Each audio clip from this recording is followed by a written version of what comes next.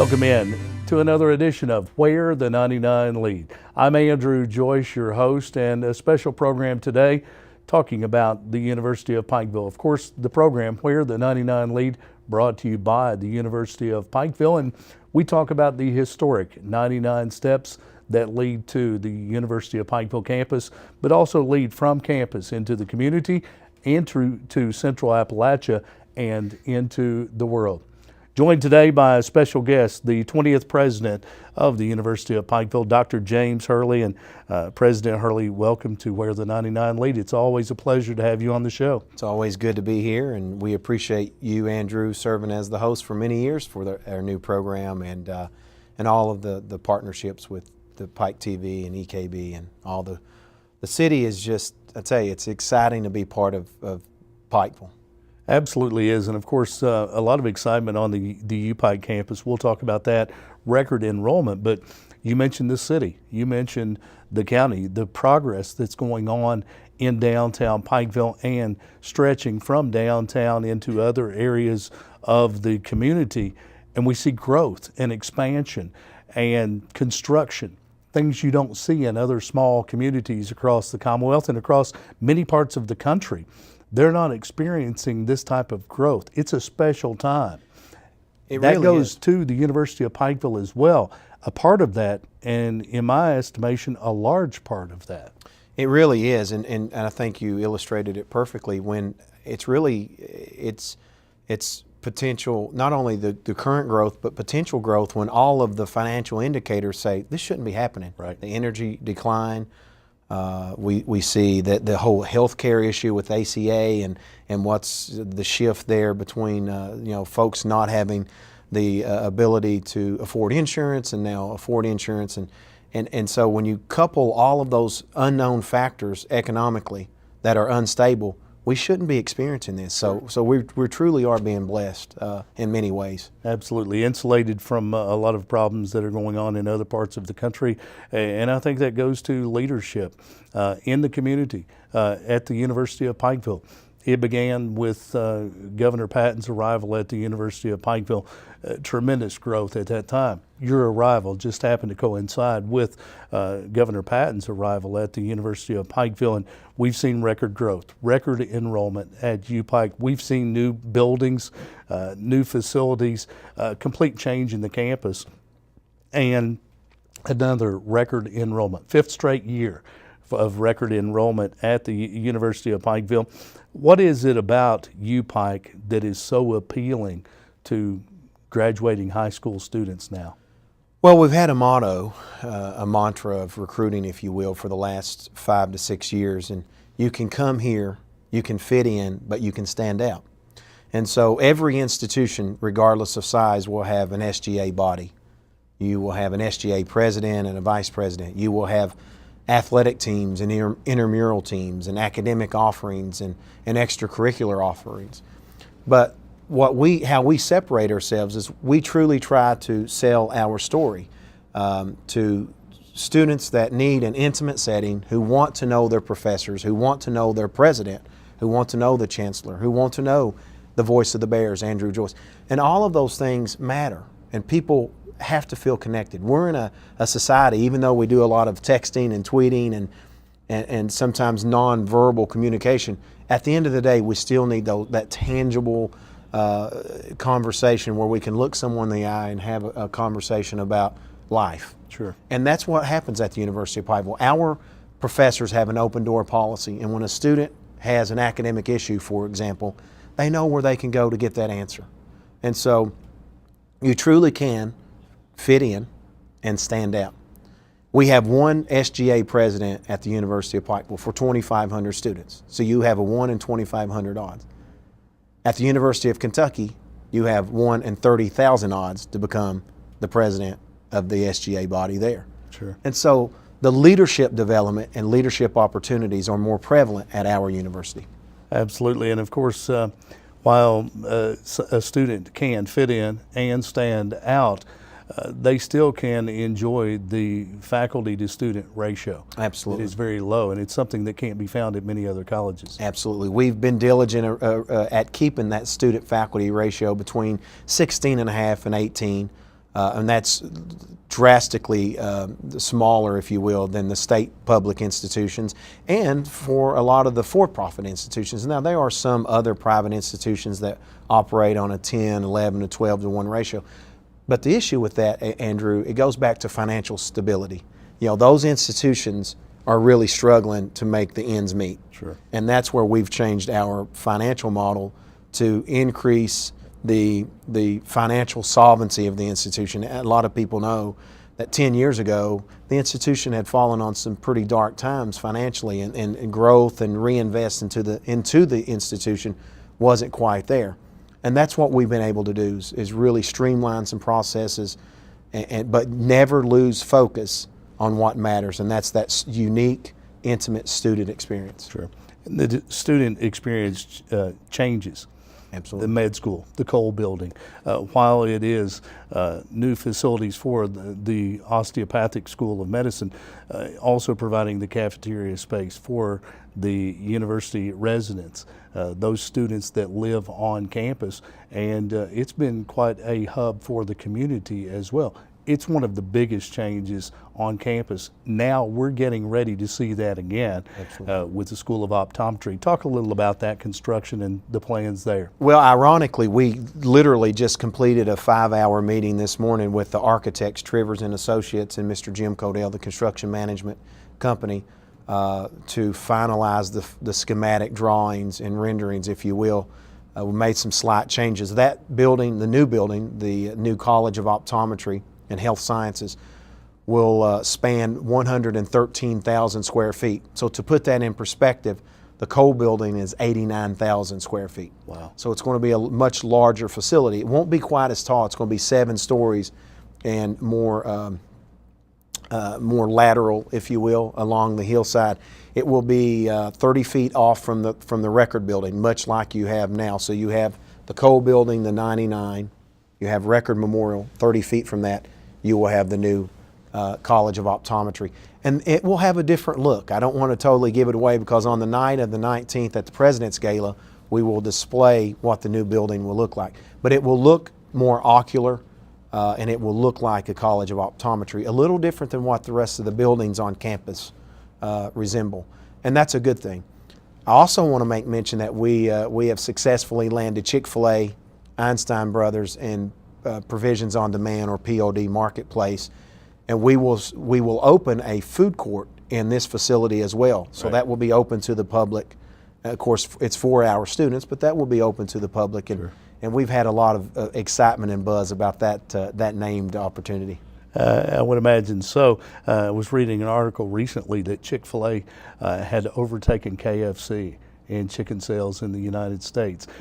Yeah, it brings a little excitement for the Chick-fil-A. I just have to ask the question, Chick-fil-A's not open on Sundays. They're not open on Sundays, and they will not be open on Sundays. And that's a model I respect. Sure. And it goes back to, think about, they've outpaced the industry by almost like Southwest Airlines. They have decided upon a niche market, Right. and they have stuck with that niche. And Chick-fil-A is they're not going to divvy from their mission and from their marketplace, if you will.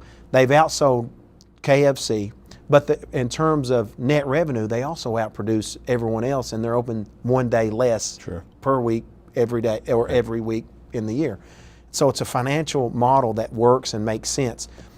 But the important aspect of this is, the reason that I was diligent on Chick-fil-A was it brings the national brand awareness to our institution. And now we're competitive. No one else, the other institutions can't say, well, we've got this, and they don't. Right. We're putting UPike on the map, where we are competing across all levels in terms of amenities for our students. And that's where we're going to rise to the next tier. And it's about the students. It's all about the students. I mean, we clearly heard when we did the student surveys, we built this building with the intent of undergrad, grad, and professional students. Chick-fil-A was at the top, and I wouldn't waver from Chick-fil-A. They wanted a quick grab-and-go bagel. Einstein Brothers is one of the fastest-growing bagel and coffee restaurants in the country. And then the POD division is a little different, because it's more of an open source grab and go food court for students that are transit. Sure. Taking care of students, and that will be part of the newest building on campus. Construction begins when? Well, in the next 2 weeks. We will literally start cutting rock, moving dirt. We will lose the lower record parking lot. That's about 100 slots. Of course, we're fortunate that we have the parking garage, but we're at a parking crisis in this city. We addressed that at 1 o'clock today. We think we're moving forward with tentative planning for the new parking garage that will be adjacent to the new College of Optometry and Health Science building. So we've got a lot going on. It's all strategic.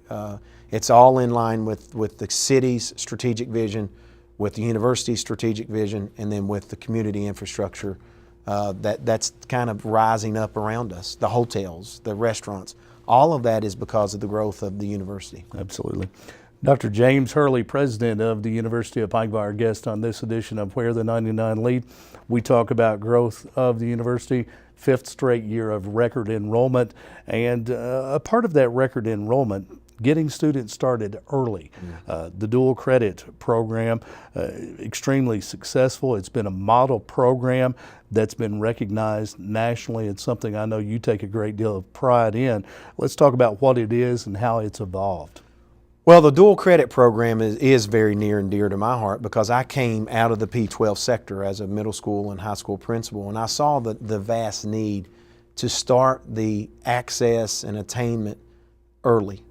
And so our students in Appalachia, sometimes we were not focusing on, in the P-12 sector, of matriculating beyond the P-12 level through college and then even master's plus.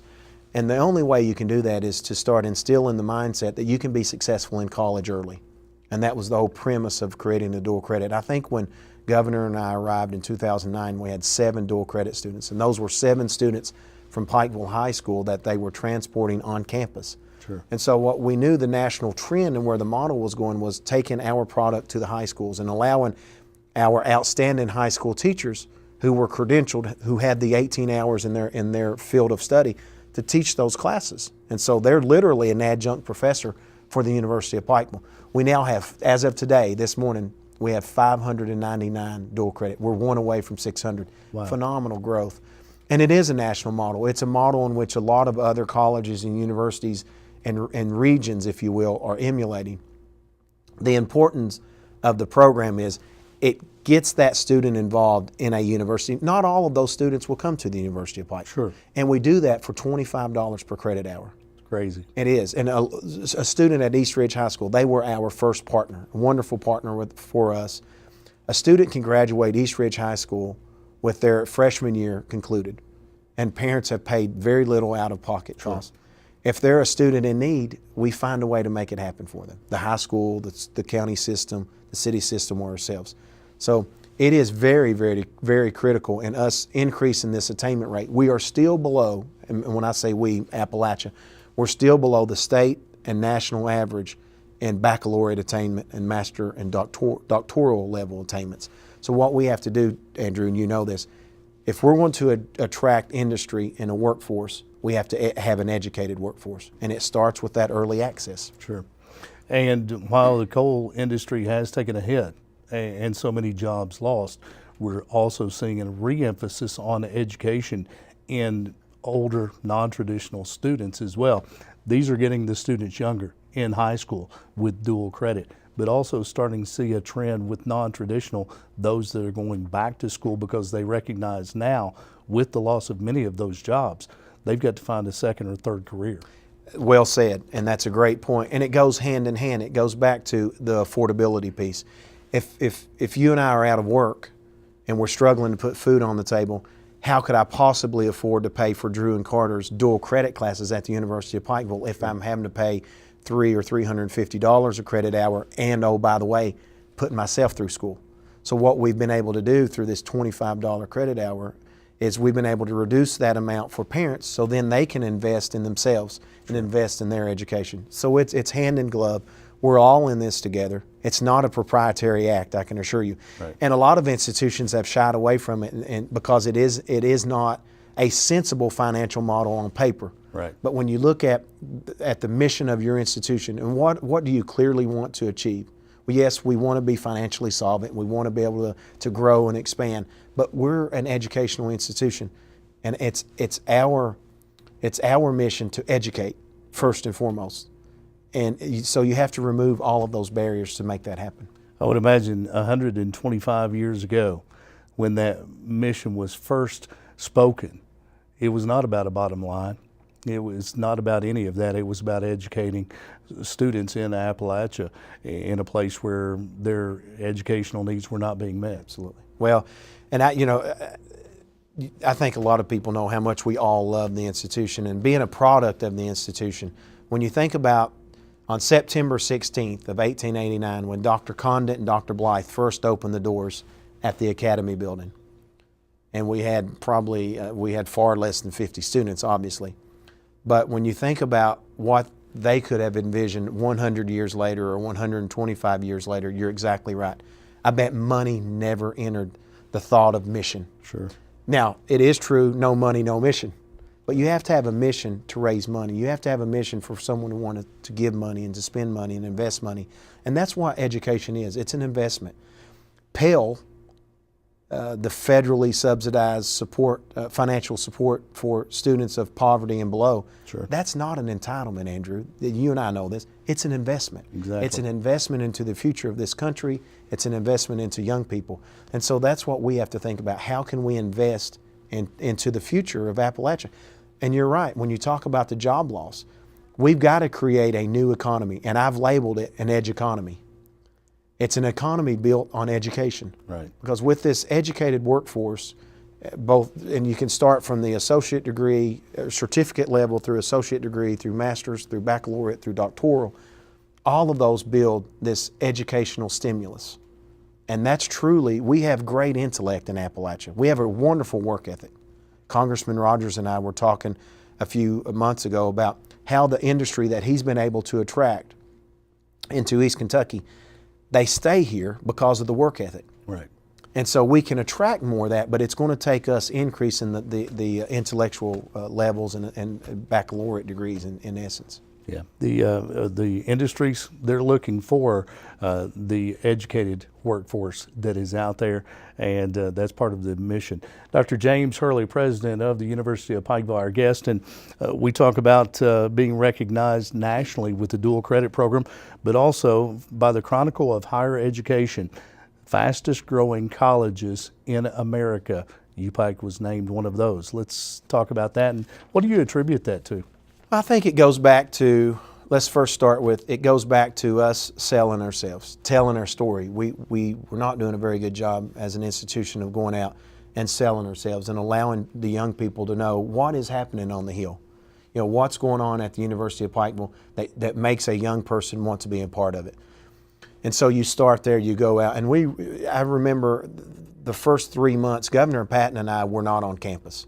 You know this. We started in Louisville, and we drove from Louisville to Ashland, if you will, and we visited with nearly every superintendent, every principal, every guidance counselor, and we spoke to almost every single class, senior class, and we did that for 2 or 3 years. Sure. To just build the base, to get people, young people excited, and get the principals and the guidance counselors, many of whom are our graduates. Right. You know, we produce like 70% of the teachers and principals and guidance counselors for Appalachia, us and Morehead State collectively.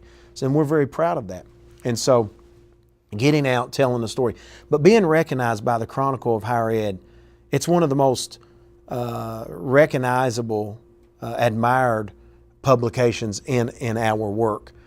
And they're statistical based, so it's all data. It's not subjective. We were ranked 20th, and that was from a period of 2002 through 2012. So as you know, a lot of our growth occurred from 2009 through today. So each year as we build that 10-year model, 2003 through 13, 4, 14, 2005 through 15, the university is on a trajectory. Just statistically, we will most likely be in the top 5 in that 2014, 2015 range, regardless of what happens anywhere else, because it's backtrack data, if that makes sense. Right. So we're going to be somewhere between 3 and 8 very quickly on just relevant past data. So that's pretty exciting. It's really exciting, and as those numbers get out there nationally in the Chronicle of Higher Education, more recognition, more name recognition to the University of Pikeville, more students inquiring about UPike and what it has to offer. New programs being offered, of course, with the School of Optometry, the School of Osteopathic Medicine that's been there, sports management, the Coleman College of Business, and of course, health science is coming with the new building as well. Also, a collaboration with Western Kentucky University recently announced, talking about health program opportunities for students of both campuses. Let's talk more about that. Yeah, this is a really neat, unique partnership. A lot of educational institutions, Andrew, and a lot of businesses in general, they want to hunker in a silo and they want to insulate themselves to protect what they consider self-solvency or their mission. And we really have to break beyond those barriers. Western Kentucky University is not direct competition for UPike. Sure. UPike's not direct competition. We're 300 miles apart, if you will. And so Dr. Ransdell and I have developed a friendship over the last year to year and a half, and we started talking about what can we do to meet the needs in the East and in the West, do it in a low-cost environment where our students win. And this truly needs to be win-win. And so it's several phases. The first phase is they're bringing 3 master's level programs to our campus, so we don't have to duplicate that. Those are programs that we do not have to invest capital in to start the programs. All 3 are separately accredited programs, so they've already established accreditation. That's a process that we do not have to navigate. So in healthcare administration, for example, those are for our med students and our optometrists who may someday want to be a COO or director at Pikeville Medical Center, Sure. or ARH, or the Big Sandy Health District. And so those are opportunities for those students. The Masters in Communications Disorders. We know in the school systems and around that we have to train more speech pathologists. And so this gives us an avenue to train those students on our campus through this partnership at a very low cost rate. And then in 2016, we will bring the Master of Social Work, which is a growing field both domestically and internationally, to help train our students to meet that growing need as we build that program out as well. Our social work program is one of our newest programs.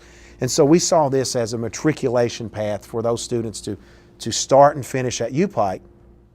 And yeah, the degree may say Western Kentucky University at the University of Pikeville. That's okay, because this, in the same sense, we've opened our doors to optometry and to the medical schools, where we will accept their students in guaranteed placement programs where they will have an undergraduate degree from Western, but their doctoral degrees will be the University of Pikeville. Right. So again, it's opportunity for both sides of the Commonwealth. And if you look at statistical data, you know, they lag behind in educational attainment as well. So you really have the East and the West. You have the middle, the golden triangle as we refer it to. If you look at those 2 areas, how can we pull together and really help meet those strategic needs? I'm really excited.